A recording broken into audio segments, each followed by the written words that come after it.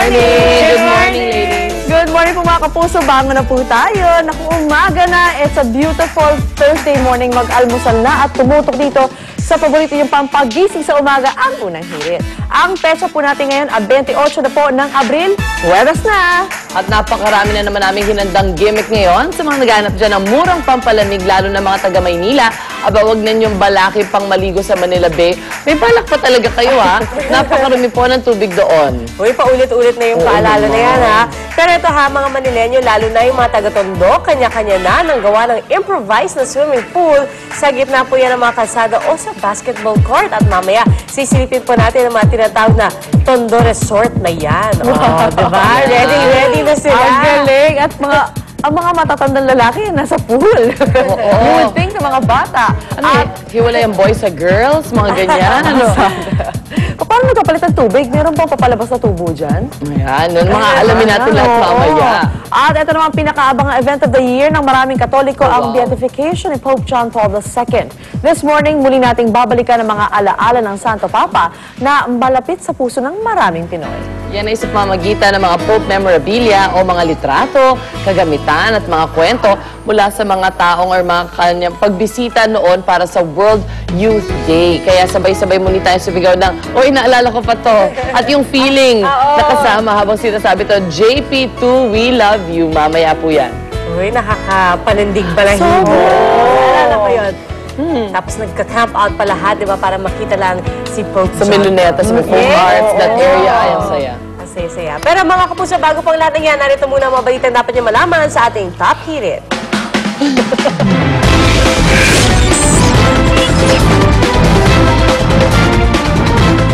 Presyo po ng sabon, shampoo at toothpaste tumaas na rin. Epekto pa rin po yan ng walang tigil na pagtaas ng presyo ng langis. At hindi lang po ang mga sasakyang panlupa ang apektado na po ng nagmamahal na krudo, maging po ang mga eroplano. Kaya naman ang Philippine Airlines, nag-high na naman ang petisyon para taasan ang kanilang pasahe sa pamamagitan ng dagdag na fuel surcharge.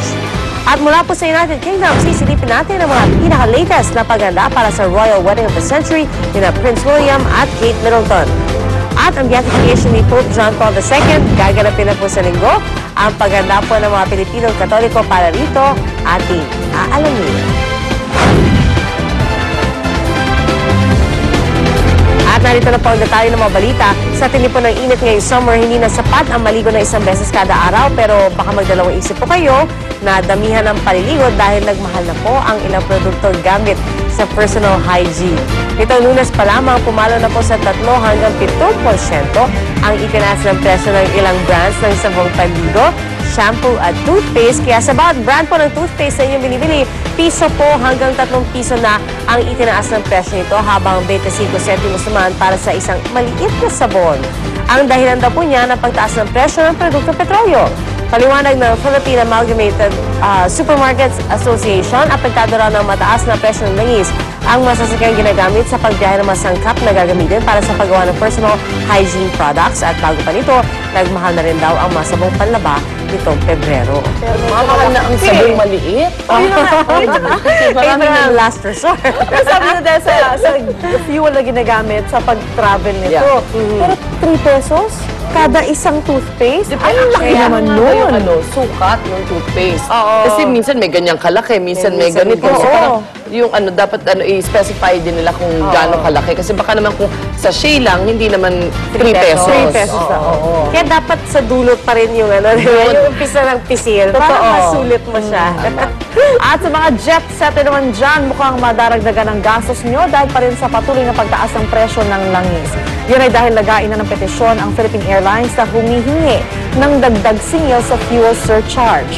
Itong April 12 lamang, inihain nila sa Civil Aeronautics Board ang petisyon para sa 26% pagtaas sa fuel surcharge para sa mga biyaheng Manila to Canada at Manila to US, maliban na lang sa Honolulu. Paliwanag ni Jamie Bautista, presidente ng PAL, tumaas kasi ng $40 per barrel ang aviation fuel. Kaya naman $240 million ang nagagastos nila kada taon na kailangan daw nilang i-recover. Wala pa namang pasabi ang ibang airline company kung magkakaroon din sila ng taas pasahe. Nitong March 12 lamang inaprubahan ng CAB ang kanilang naunang petisyon na taasan ang fuel surcharge. So, bili na kayo. Book na kayo. Book na tayo. Oo nga. Baka umabot yan ng, ng December na peak travel period. This summer medyo nakaligtas, pero pagdating ng December, kung sakasakali. And all it takes is one airline to start it off. That's right. Syempre may isip na rin na ba, actually sila din naman, kunwari, apektado ng pagtaas ng avgas, kunwari sa world market. So good luck sa mga kahit piece of fare. Pag nilagyan ng fuel surcharge. Mataas na rin. Piece of fares ulit. At isang tulog na lang bago inaabang ang royal wedding of the century ni na Prince William at Kate Middleton. Kaya naman puspuso na rin ang paghahanda para dito. Nasaksihan ng ating kapuso na si Connie Season ang isinagawang dress rehearsal para sa mga kabayong kalahok sa wedding procession. Madaling araw, oras sa United Kingdom, pansamantalang isinara sa mga motorista ang kalye mula sa Buckingham Palace hanggang Westminster Abbey para dito. Sa loob ng 10 minuto, naglakad ang unang batch na kinabibilangan ng 200 kabayo mula sa gate ng palasyo. At mukhang nasa kondisyon ng mga kabayo para sa inaabangang makasaysayang pangyayari sa London. Pero kung sakaling magkaroon ng problema ang mga kabayo, may nakasunod sa kanilang horse ambulance. Sa ikalawang batch naman ng mga kabayo sa prosesyon, dala na ang karwaheng sasakyan ng Royal Newlyweds at kanilang mga kaanak. Pero pansinin niyo yung yung langit, medyo may light pa sila kahit na sinabing madaling araw. It's about 2 o'clock in the morning. Wow. Oo nga, no? Diba? Meron pa, it's lit. Kasi dress rehearsal. Pero alam mo, ang galing, yung sa report ni Connie kahapon, kinukwento niya, di ba, ang daming mga kabayan yan. So, parang may kasama rin sila mga tagalinis. So, bawat kabayan na may dumi, lilinisin agad. Pangit nga naman talaga. Diba? Oo. Para talagang perfect for the entourage. Lahat na iisip nila, tapos yung pati may horse ambulance. Oo. Pero gusto ko rin yung report ni Vicky na sana magdala siya rito ng fake na sing-sing ni Kate Middleton. Marami sa eBay niyan, tsaka sa internet, actually. Yes. Tapos suotin natin ng sabay-sabay. Tapos mag-blue dress tayo. Sabi nga ni Vicky, nasa nagdadala lang yan. Exactly. Eh, kasi Vicky magsuot nun. Talaga, tunay na yun. Isa. At talaga namang hindi na mapipigil ang royal wedding fever sa UK at kitang-kita yan sa bawat sulok ng London. Mapa, malaki o maliit man ang hotel doon. Fully booked na lahat mula pa noong isang buwan. Kanya-kanya namang diskarte ang ilang royal fans para magpa-picture ng malapitan sa official residence ni Queen Elizabeth II sa London and ang Buckingham Palace. At talaga namang anumang lahi, damang-dama na po ang royal wedding fever maging ang mga Pilipino. Inaasang aabot sa 1 milyong turista ang dadagsa sa London sa Biyernes para saksihan ang mala fairy tale na event na ito.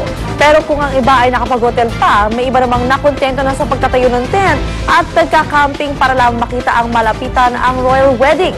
Unahan pa ang mga ito sa pagkuha ng magandang pwesto at may mga baon pa silang gimmick gaya ng costume, mga kanta at mga memorabilia. Ang cute. Paano kaya sila magbabanyo, no? Oo Makes nga, me wonder, actually. paano kung solo lang sila? Baka may mga portalet na rin dyan.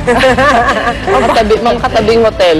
Grabe. Ang galing. Ay, yung lalaking yan, yung in-interview ni Vicky, parang kinukwento rin niya, ayan, no? Kasal ni Princess Diana, nandun din siya. At nadyaryo nga siya kasi maaga pa lang nag-camp out na siya. Ang galing, Maybe no? it's the costume. Hindi siya, you can't miss him. Eh. Oo nga eh, mula lahat. sa damit, sa hat, sa kama niya, lahat puro... He's trying to break his own record, actually. Ano ba yung mga anak ba niya yan? Hindi, parang ibang pamilya. Ibang pamilya. Sila ng buong pamilya Pati nag-camp mga out. bagets. Ang saya, no? Talagang big event siya talaga. Samantala, yan mamaya po, royal wedding fever pa rin po tayo. Pero ibang balita naman po tayo, nagsalita na po ang ilan pang nadadawit sa isang pangreklamong plunder ni dating Solicitor General Frank Chavez. Giit po ni dating OWA Administrator Virgilio Angelo, walang manomalya sa pagitan ng 530 million pesos na OWA Medicare Fund sa PhilHealth. Para rin daw sa benepisyo ng OFW na miyembro ng PhilHealth ang naturang pera. Sabi naman ng Malacanang, wala rin silang problema kung hihinga ng OWA ng mga dokumentong maaaring kailanganin sa investigasyon. Si Senador Panfilo Lacson naman, todo suporta sa investigasyon para raw makasuhan si dating Pangulo at ngayon Pampanga Representative Gloria Arroyo. Pero hanggang ngayon po, wala pa rin ibinibigay na tugon kaugnay sa isang pangreklamong plunder laban sa kanya, si Congresswoman Arroyo. At si Senator Lacson naman ngayon pa lang nagsasabi na siya na meron na siyang mga baon pang pasabog So, talagang he's making, talaga. Welcome back. Welcome back, Senator Lacson. Talagang marami siyang pasabog daw na baon-baon niya. Siguro nag-research siya habang... Oo, pero yun Free time siya. Oo, Yun yun ang ang free style time. niya lagi, no? Pero ako papasabog sa inyo. All the time. Samantala, ito po, pasadahan naman po natin mga aksyong balita sa umaga ito sa ating Ronda Reports.